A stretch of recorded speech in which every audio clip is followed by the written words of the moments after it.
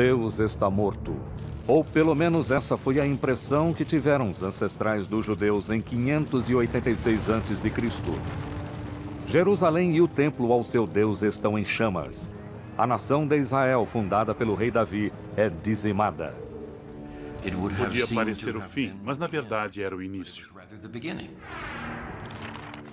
Pois em meio à destruição surge um livro sagrado, a Bíblia. E uma ideia que mudará o mundo, a crença em um único Deus. Agora, uma história provocante surge a partir de descobertas vindas do passado e da Bíblia. Queríamos estudar a possibilidade de as ruínas do Palácio do Rei Davi estarem aqui. Um quebra-cabeça arqueológico reúne as peças do mistério sobre quem escreveu a Bíblia, quando e por quê. Ficou claro que era um pergaminho minúsculo. Agora, ciência e escrituras convergem para criar uma nova história de um antigo povo, Deus e a Bíblia. Os mistérios da Bíblia hebraica.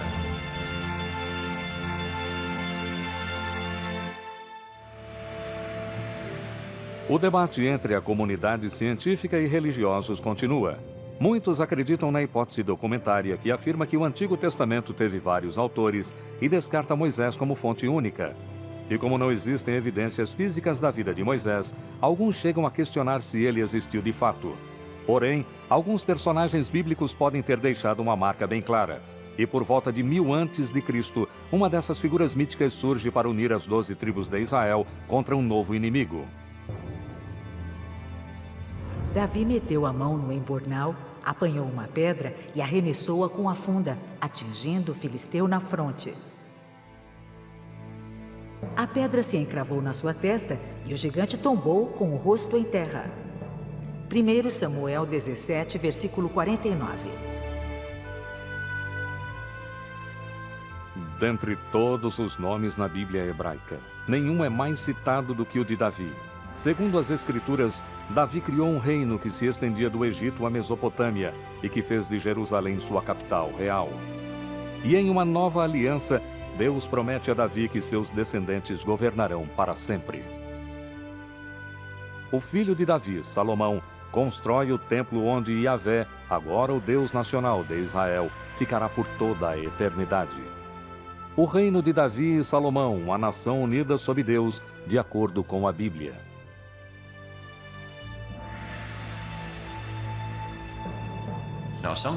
Alguns céticos afirmam que não havia uma monarquia unida, que isso é uma criação bíblica e de estudiosos modernos. Ou seja, Davi não existiu. Um revisionista bíblico afirmou que Davi é tão histórico quanto o rei Arthur. No entanto, em 1993, uma descoberta trouxe novas informações sobre aquele que a Bíblia chama de maior rei de Israel. Gila Cook estava terminando um levantamento com um assistente em Tel Dan, um sítio bíblico no extremo norte de Israel. A escavação era chefiada pelo arqueólogo israelense Avraham Bihan.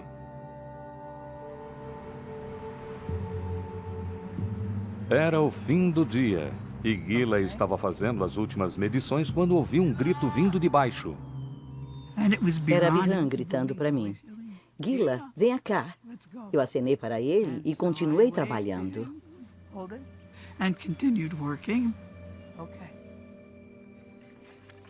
Após ser chamada pela segunda vez, Gila reuniu seus instrumentos e seguiu colina abaixo. Eu cheguei lá, larguei minha sacola, meu quadro e coloquei-os no chão. Mas uma coisa chamou a atenção de Gila. Uma pedra com riscos aparentemente aleatórios, mas que eram, na verdade, escritos antigos. Desta vez, ela gritou por Bihan. Ele olhou para a pedra, olhou para mim e disse: "Meu Deus!" Gila havia encontrado um fragmento de uma estela da vitória escrito em aramaico, uma linguagem antiga muito semelhante ao hebraico. A dedicatória feita pelo rei de Damasco ou por um de seus generais celebra a conquista de Israel. Dizia: eu matei reis poderosos com milhares de carruagens e milhares de cavaleiros. Matei o rei da casa de Davi.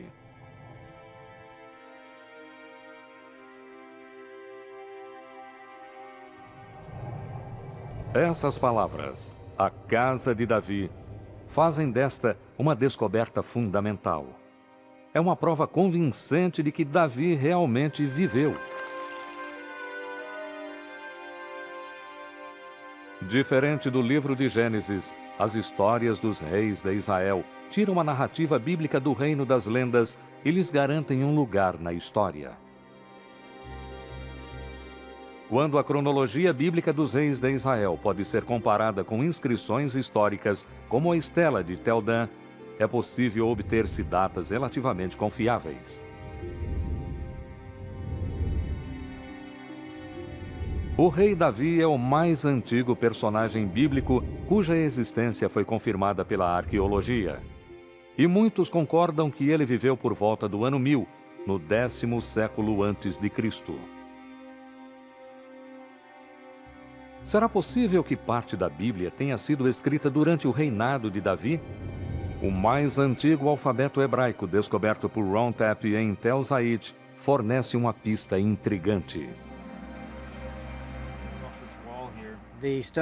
A pedra foi escrita com o alfabeto e em seguida usada na construção de uma muralha, cuja estrutura foi destruída pelo fogo por volta do 10º século a.C.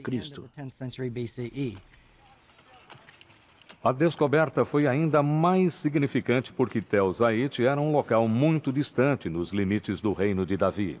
Se havia um escriba que sabia escrever o alfabeto num lugar tão distante, no extremo ocidental do reino, certamente haveria escribas muito mais capacitados na capital. Esses escribas poderiam estar na corte do rei Davi e de seu filho Salomão? Poderiam ter sido eles os primeiros escritores da Bíblia?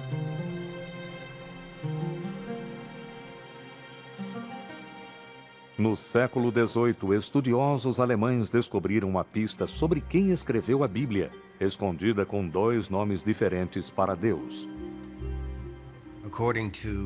Segundo um relato, Abraão conhecia Deus por seu nome pessoal, que costuma se pronunciar Yahvé. O autor dos trechos com o nome Yahvé, que em alemão escreve-se com J, foi chamado de J. Mas segundo outros relatos, Abraão conhecia Deus pelo termo hebraico mais comum para Deus, que é Elohim. Assim, os 2 escritores ficaram conhecidos como E de Elohim e J de Yahvé. Baseando-se em poesias e canções passadas de uma geração a outra, ambos escreveram uma versão do passado distante de Israel. As histórias de Abraão e a Terra Prometida, Moisés e o Êxodo. O mais antigo dos 2 é o conhecido por J, que muitos consideram do século X a.C., época de Davi e Salomão. E como os eventos relatados na versão de J se passam na região de Jerusalém, é provável que ele tenha vivido lá, talvez nas cortes reais de Davi e Salomão.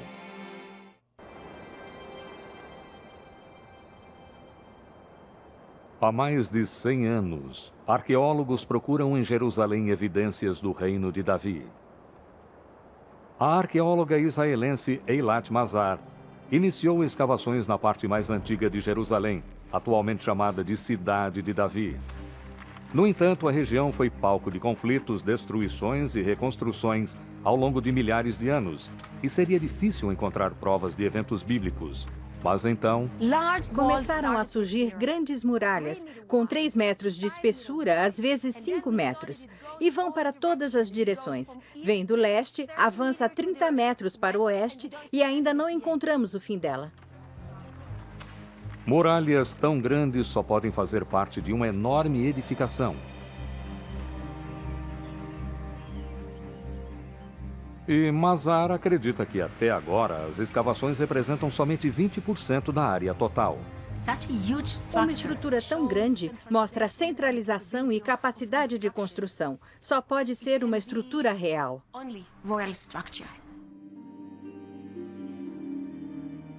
Este complexo pode ser a evidência de um reino, mas seria o reino de Davi?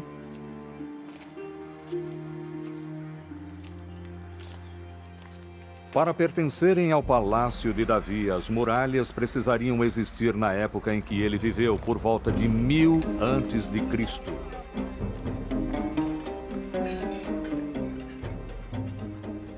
O problema é que muralhas de pedra não podem ser datadas por si mesmas. O cálculo da idade de ruínas é feito com base nas cerâmicas encontradas no local.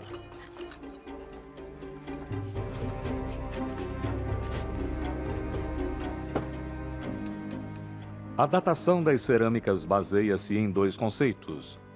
O estilo evoluiu de modo uniforme ao longo do tempo, e quanto mais fundo se escava, mais longe no tempo se vai.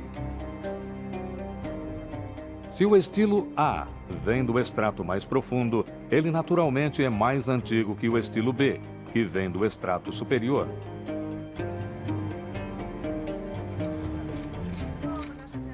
Ao analisarem cerâmicas de sítios bem estratificados, arqueólogos podem criar o que chamam de cronologia relativa. Mas essa cronologia flutua no tempo, sem uma data específica. Para fixar essa cronologia, William Foxwell Albright, considerado o pai da arqueologia bíblica, usou eventos mencionados na Bíblia e em textos egípcios e mesopotâmios para designar datas e estilos de cerâmicas. A cronologia de Albright, ligeiramente modificada, é usada por Mazar para datar sua descoberta. A maior parte dos arqueólogos utiliza o mesmo sistema. Este teria sido realmente o palácio de Davi? Mazar reúne as evidências. A construção é enorme. Está localizado em um local de destaque na parte mais antiga de Jerusalém. E a cerâmica, de acordo com a cronologia de Albright, data do século X a.C., época de Davi.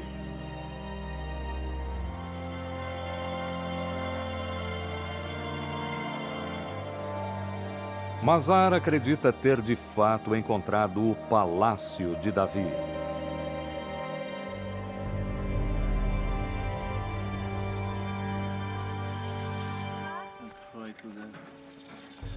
Mas todas as evidências e a existência do reino em si se baseiam em fragmentos de peças cerâmicas. Atualmente existe um sistema mais confiável que não se baseia na Bíblia, como o método de Albright, e que permite datar as cerâmicas de forma mais precisa, a datação por radiocarbono. É a especialidade de Elisabetta Buaretto, do Instituto Weizmann. O primeiro passo é o trabalho de campo, relacionando materiais como caroços de azeitona e sementes ou carvão ao contexto arqueológico.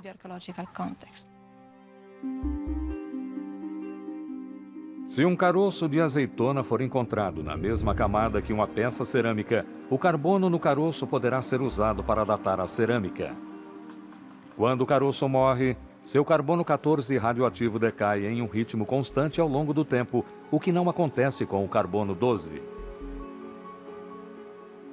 Analisando o índice de degradação do carbono 14 em relação ao carbono 12, Elisabetta pode determinar a idade do caroço de azeitona, que por sua vez pode ser usado para datar a cerâmica. As amostras de carbono coletadas datam as cerâmicas, que Albright associa à época de Davi e Salomão, em torno de 75 anos depois. Para eventos que aconteceram há tanto tempo, a diferença pode parecer insignificante.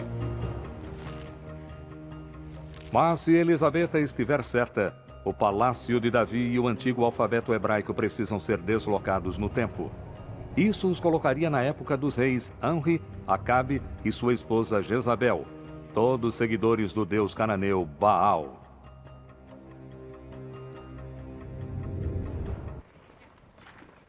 Outras equipes coletaram amostras de carbono seguindo a mesma metodologia.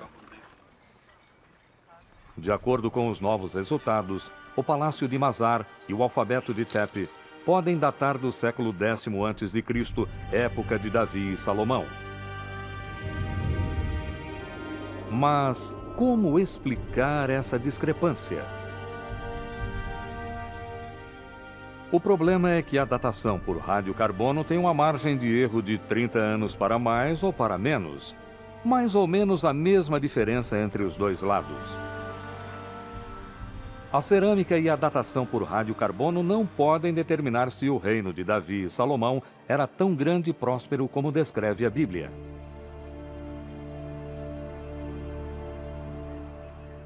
Felizmente, a Bíblia oferece pistas de outros lugares onde procurar evidências desse reino. Segundo a Bíblia, Davi conquistou o reino, mas seu filho, Salomão, foi o grande construtor. Eis a relação dos trabalhos que o rei Salomão impôs para a construção da casa do Senhor: o muro de Jerusalém, Hazor, Megido e Gazer. 1 Reis 9, versículo 15.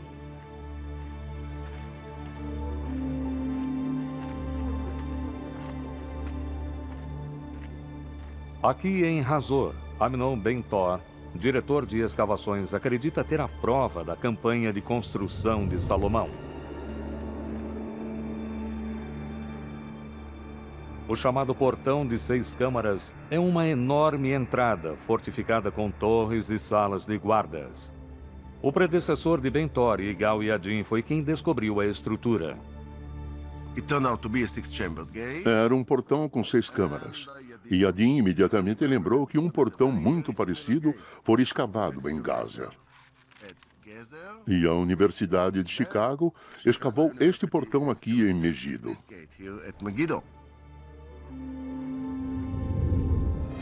Surpreso com a semelhança dos 3 portões, Yadin recordou a passagem na Bíblia. E temos uma ligação fantástica entre a passagem bíblica e o que a arqueologia descobriu. 3 portões monumentais, baseados na mesma planta, é uma forte evidência não só de prosperidade, mas também de uma autoridade central. Ao longo da história, os israelitas foram divididos em tribos e depois em reinos norte e sul. A localização de portões tão similares nas duas regiões sugerem uma única autoridade governante em toda a terra. Mas como podemos ter certeza de que é o reino de Davi e Salomão? A resposta está no Egito. A cena que vemos nesse muro celebra uma campanha militar comandada pelo faraó Shishak, ou Sheshonq, fundador da 22ª dinastia no Egito. No 5º ano do reinado de Roboão, o rei Shishak do Egito atacou Jerusalém e levou os tesouros da casa do Senhor e os tesouros do palácio real. Levou tudo. 1 Reis 14, versículos 25 e 26.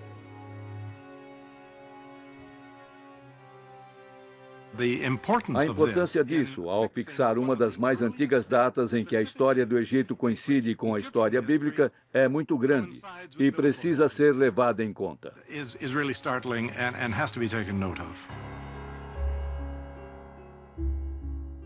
Esta convergência surpreendente entre a Bíblia e a história egípcia fornece uma data exata para a morte de Salomão. A campanha de Shishak, segundo a cronologia egípcia, ocorreu em 925 a.C. E a Bíblia afirma que Salomão morreu 5 anos antes, ou seja, em 930 a.C. É mais uma evidência de que Davi e Salomão viveram no século X. Mas há outras provas ocultas nessas muralhas. Essas figuras, com descrições de fronteiras capturadas e muralhas de cidades, representam locais conquistados pelo faraó Shishak em Israel. Um deles é Gazer, onde arqueólogos encontraram uma marca registrada do Programa de Construção de Salomão, um portão de 6 câmaras. Bill Dever comandou as escavações nos anos 1960. Podemos ver aqui provas claras de uma destruição. Embaixo temos as pedras originais no local. Mas aqui podemos ver as rochas bastante trincadas. Vemos até onde foram queimadas pelo calor de um grande incêndio que ocorreu aqui. Aqui em cima podemos ver que o fogo foi tão intenso que a pedra calcária derreteu e fluiu como se fosse lava. É uma prova clara de destruição e podemos ligar isso à campanha do faraó Shishak.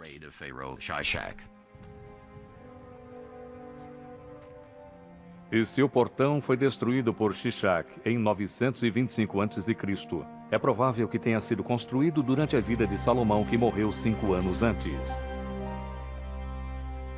Embora alguns arqueólogos ainda discordem, essa convergência de Bíblia, cronologia egípcia e os portões de Salomão é uma forte evidência de que existiu um grande reino na época de Davi e Salomão, dominando toda Israel, norte e sul, com a capital em Jerusalém.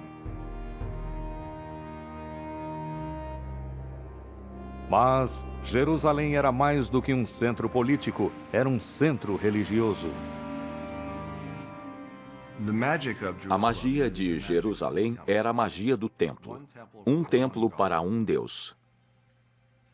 Dessa forma, Jerusalém e o templo emergem como símbolos poderosos não só da unicidade de Deus, mas também da unicidade do povo judeu.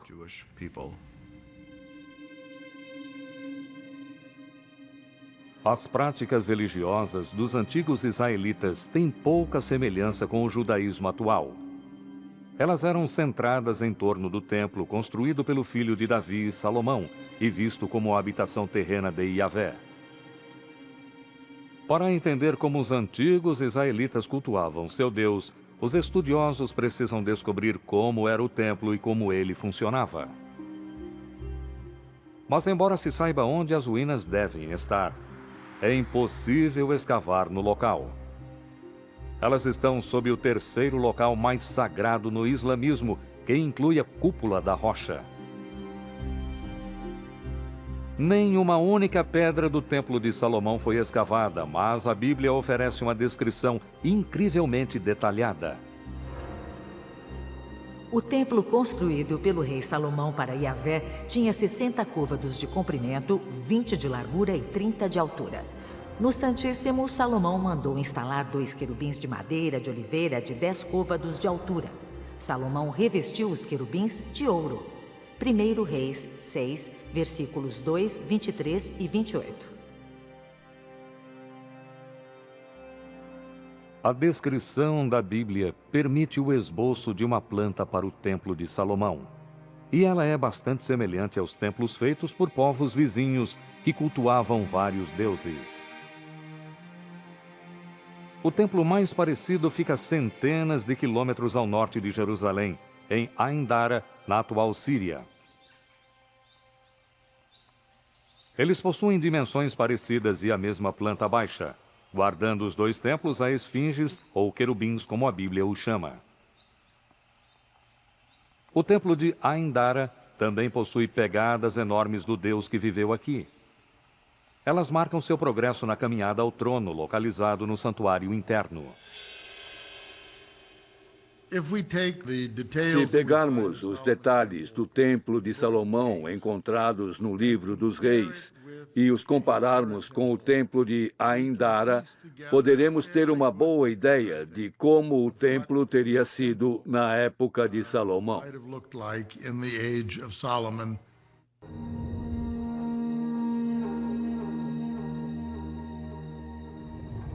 Agora é possível reconstruir com alguma segurança o Templo de Salomão e a forma como os antigos israelitas cultuavam seu Deus. Na frente havia um altar enorme. Atrás dele, uma área livre que levava ao interior do templo. Havia uma sala, o recinto santo, e em seguida, o recinto mais sagrado. o Sacrossanto, onde a Arca da Aliança guardava as tábuas da lei.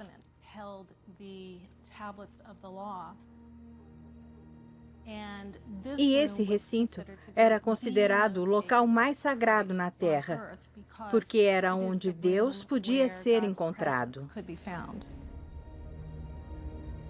Mas, embora os sacerdotes cultuassem Yahvé no templo, muitos israelitas não eram tão leais. Em Tel Rehov, arqueólogos realizam escavações em uma casa israelita que lança luz sobre as práticas religiosas de seus antigos habitantes. Encontramos esta bela estatueta de argila que representa uma deusa da fertilidade que era cultuada aqui em Israel. Neste caso, ela está segurando um bebê. Quem é essa deusa da fertilidade e o que um ídolo pagão faz em um lar israelita? Evidências de sua possível identidade surgiram em 1968. Bill Dever realizava escavações em tumbas no sul de Israel, quando um morador local lhe trouxe uma inscrição que havia sido roubada de uma das tumbas. Quando eu cheguei em casa e a escovei, quase tive um infarto. Havia uma inscrição em letras do século VIII. Continha o nome do falecido e dizia: abençoado seja X por Yahvé. Era hebraico bíblico, mas dizia por Yahvé. E sua Azera. E Azera é o nome da deusa mãe cananeia.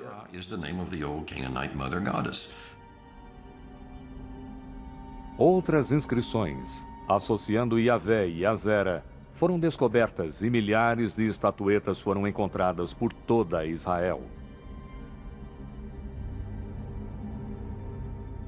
Muitos acreditam que este é o rosto de Azera. Bill Dever concluiu que Deus tinha uma esposa.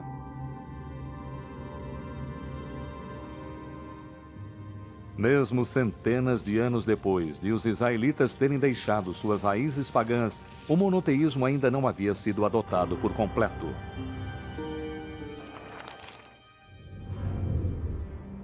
Quanto mais eu os chamava, tanto mais se afastavam de mim. Sacrificavam aos Baals e queimavam incenso às imagens esculpidas. Oséias 11, versículo 2. Os israelitas tinham feito um contrato com Deus. Se o cumprissem, Deus os recompensaria. Se o quebrassem, ele os puniria. Ele os puniria usando poderes estrangeiros como instrumentos. Os eventos confirmaram as previsões dos profetas. Pouco depois da morte de Salomão, as 10 tribos do norte de Israel se rebelaram e formaram o Reino do Norte. Então, um novo e poderoso inimigo saiu da Mesopotâmia para criar o maior império que o Oriente Próximo já havia conhecido: os assírios. Inúmeros textos e relevos assírios documentam seu domínio sobre Israel e Judá.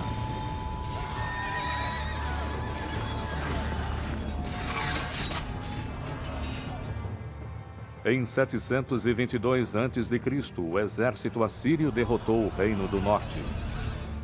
Aqueles que escaparam da morte ou do exílio na Assíria fugiram para Jerusalém, onde os descendentes de Davi e Salomão continuavam a reinar. Um deles, Josias, segundo a Bíblia, finalmente deu ouvidos às palavras dos profetas. Ficamos sabendo no livro dos reis que o rei Josias, no fim do século VII a.C., foi informado da descoberta de um pergaminho nos arquivos do templo. O pergaminho foi levado a ele, e enquanto era lido, Josias começou a chorar, porque percebeu que era um texto sagrado, contendo ordens divinas que o povo estava violando.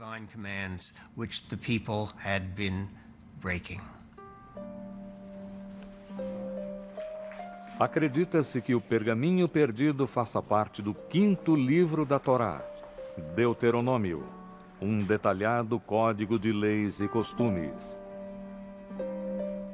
Ele inspirou outro grupo de escribas no século VII a.C., conhecidos como escritores D. De acordo com a hipótese documentária, após J e E. D é o terceiro grupo de escribas que escreveram parte da Bíblia hebraica. D reconta a história do Êxodo e reafirma a aliança feita por Moisés entre Deus e o povo israelita. Você deve amar o Senhor seu Deus porque Ele o ama. Ele o ama mais do que a qualquer outra nação. Assim, o amor divino por Israel requer, em contrapartida, uma lealdade exclusiva a Deus. E Deuteronômio, mais que qualquer outra parte da Bíblia, insiste que somente o Deus de Israel deve ser cultuado. Para cumprir a aliança, Josias ordena que ídolos e altares a outras deidades sejam destruídos. O livro de Deuteronômio contém a mais clara proibição ao culto de outros deuses, os 10 mandamentos. Eu sou o Senhor teu Deus. Não terás outros deuses além de mim. Não farás para ti ídolos. Não te prostrarás diante deles, nem lhes prestarás culto. Deuteronômio 5, versículos 6 a 9. Ao associarem a crença em um Deus ao comportamento moral, os 10 mandamentos estabelecem um código de moralidade e justiça para todos, o ideal da civilização ocidental. Apesar das reformas de Josias, os israelitas continuaram cultuando outros deuses. A aceitação do Deus único e o triunfo do monoteísmo começa com uma série de eventos amplamente atestados pela arqueologia, por textos antigos e a Bíblia. Começa com a destruição da habitação terrena de Yahvé, o Templo de Jerusalém. Em 586 a.C., após derrotar os assírios, um novo império mesopotâmio invade Israel. Os babilônios saqueiam o templo e queimam a cidade sagrada. Diante de Zedequias, o último rei davidiano, os babilônios matam seus filhos e em seguida os cegam. A aliança, a promessa feita por Yahvé ao povo escolhido e a Davi, de que sua dinastia governaria eternamente em Jerusalém, foi rompida. Após 400 anos, Israel foi dizimada.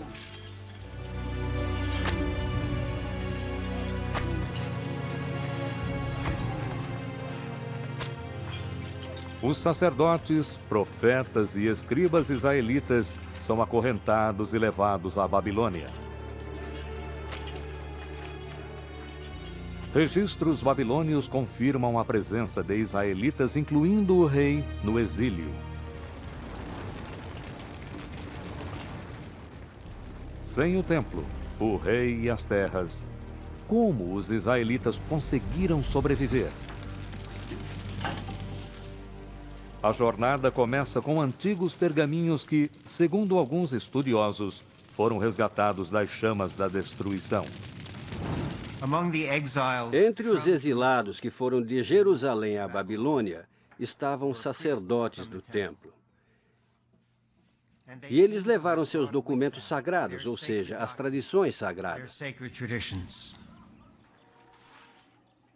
De acordo com a hipótese documentária, foi na Babilônia, longe de seus lares em Israel, que sacerdotes e escribas produziram a grande parte da Bíblia hebraica, como é conhecida hoje.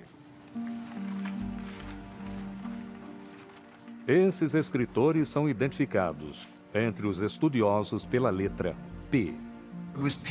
Foi P que reuniu todas as tradições anteriores, escritas por J, E e D, além de outras fontes, e formou o que conhecemos como a Torá, os primeiros 5 livros da Bíblia.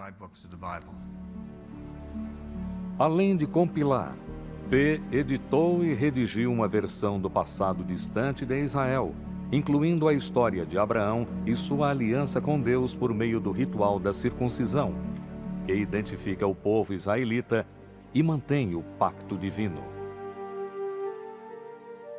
Mas a história de Abraão, de um pai disposto a sacrificar o próprio filho, também fala sobre o poder da fé. Não é coincidência que os escribas exilados tinham escrito que Abraão era originário de Ur, ao sul da Babilônia. Talvez com a mesma fé que Abraão teve, os exilados serão devolvidos à terra prometida.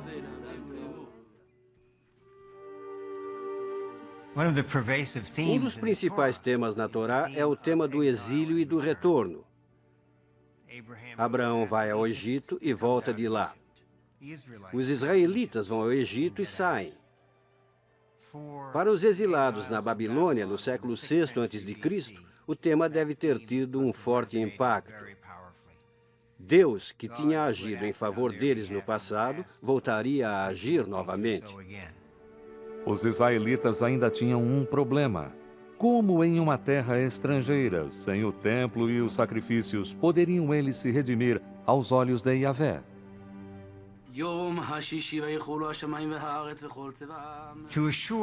Para garantir a proteção divina, os textos de P enfatizam costumes como o Sabá.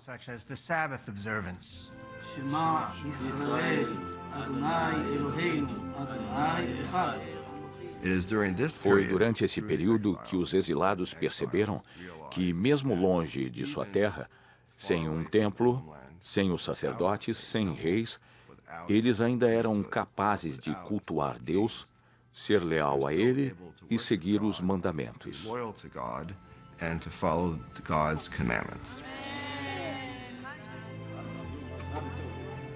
Essa é a fundação do judaísmo. Compilando histórias do passado, escritas pelos escribas J, E e D, como o êxodo da escravidão à liberdade, Moisés e os 10 mandamentos e a jornada de Abraão à terra prometida. P criou o que conhecemos hoje como os 5 primeiros livros da Bíblia.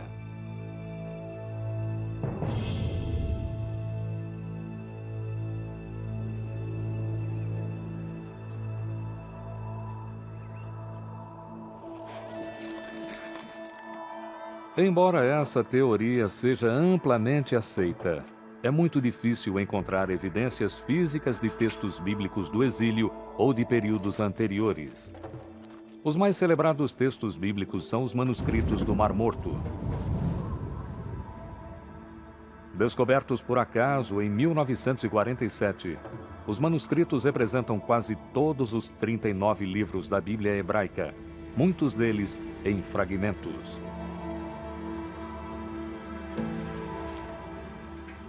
Eles existiram por terem sido guardados num ambiente perfeito para a preservação, o deserto quente e seco. Suspeita-se que havia centenas de outros manuscritos em Israel. Mas, como foram escritos em papiro ou em peles de animais, entraram em decomposição há muito tempo. O mais antigo dos manuscritos do Mar Morto foi escrito pelo menos 300 anos depois do exílio na Babilônia. Na ausência de provas de textos mais antigos, alguns estudiosos afirmam que a Bíblia inteira é uma obra de ficção e chegam a duvidar que Israel e os israelitas tenham realmente existido. Para muitos revisionistas céticos radicais, a Israel antiga não existiu, foi uma criação intelectual, ou seja, aquelas pessoas não relembraram o passado, elas o inventaram. Elas não tinham passado. A Bíblia é um mito de fundação contado para legitimar um povo que não tinha legitimidade. A legitimidade do passado israelita depende da descoberta de uma evidência que comprove as origens antigas da Bíblia.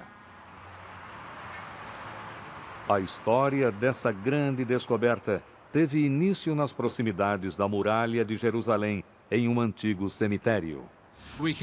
Chegamos aqui e escavamos 7 cavernas funerárias. Elas datam do século VII a.C., por volta da época do rei Josias. Como as cavernas haviam sido saqueadas, não tínhamos grandes esperanças. Gabriel Barkay ordenou a um voluntário de 13 anos que limpasse a tumba para ser fotografada. Em vez disso, ele estava entediado, estava sozinho e, como tinha um martelo, começou a bater no chão.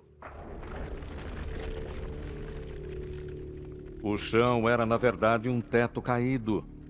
E abaixo dele estavam artefatos que foram poupados dos saqueadores. Entre as centenas de objetos, um artefato chamou a atenção. Parecia uma ponta de cigarro. Era cilíndrico, com 3 centímetros de largura, 1 de diâmetro, e era um minúsculo pergaminho feito de prata.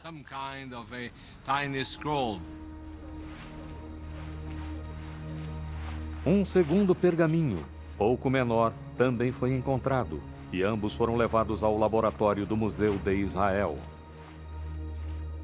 No entanto, o desdobramento dos pergaminhos para ver se havia alguma inscrição poderia destruí-los completamente. Andy Vaughan foi um dos epigrafistas envolvidos no projeto. A arqueologia é uma ciência destrutiva. Para aprender alguma coisa, é preciso destruir o que está lá. Gabriel Barkay e a equipe tinham que decidir entre desenrolar os pergaminhos ou preservá-los. Eles decidiram correr o risco, e em retrospectiva, podemos dizer que não podiam estar mais corretos.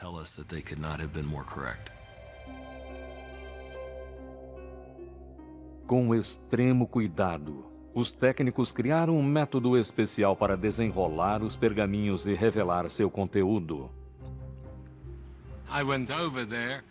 Eu fui até lá e fiquei impressionado ao ver a coisa toda repleta de caracteres delicadamente inscritos.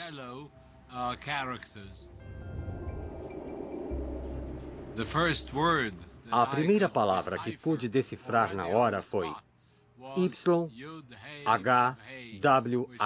que é o nome de Deus escrito de uma forma impronunciável.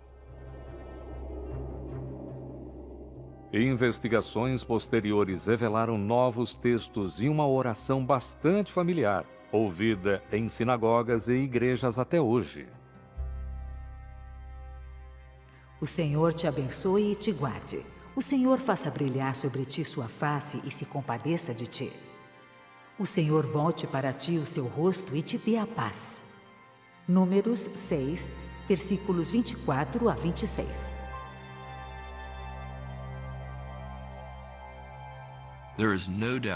Não há dúvida de que eles continham a bênção sacerdotal encontrada em Números 6. Essas inscrições são muito importantes porque são as mais antigas referências que temos às narrativas bíblicas.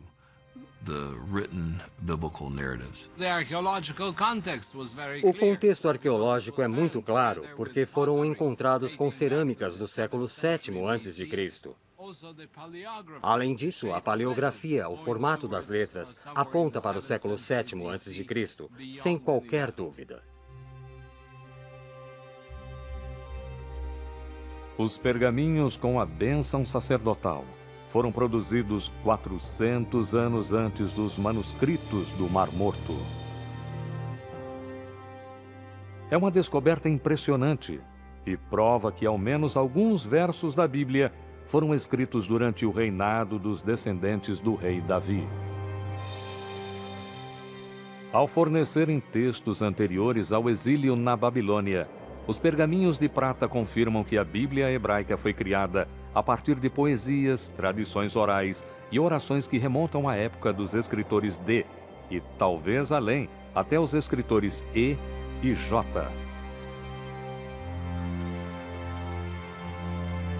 Como estudiosos modernos imaginavam, a Torá, os primeiros 5 livros da Bíblia, ganhou sua forma final durante o exílio na Babilônia.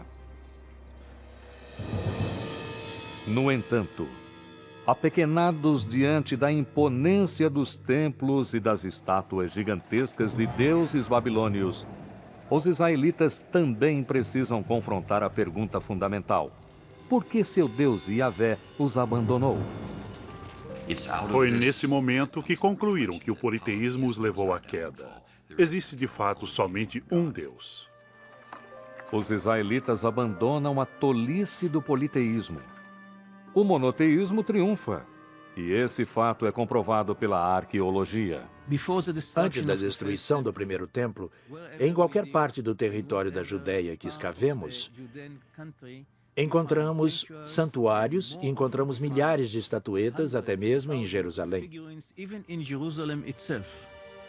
Mas após a destruição não há nenhuma. E estamos falando de milhares antes e nenhuma, absolutamente nada depois. O monoteísmo está bem estabelecido, firmemente estabelecido. Por isso, algo grande aconteceu, e é muito difícil detectar. Foi a experiência vivida na época do exílio. Através da experiência no exílio e da escrita da Bíblia, nasceu o conceito de Deus que conhecemos atualmente.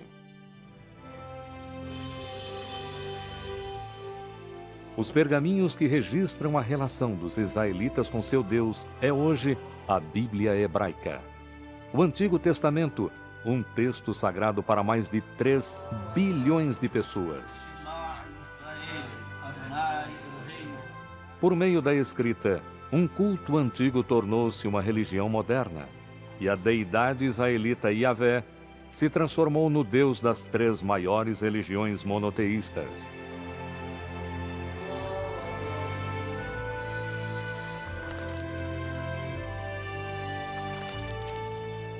Através de seus ensinamentos, a Bíblia estabeleceu um código de moralidade e justiça, aspirações que ressoam através das gerações. Mais do que fato ou ficção, na intersecção entre ciência e escrituras, é uma história que começou há mais de 3.000 anos e que continua até hoje.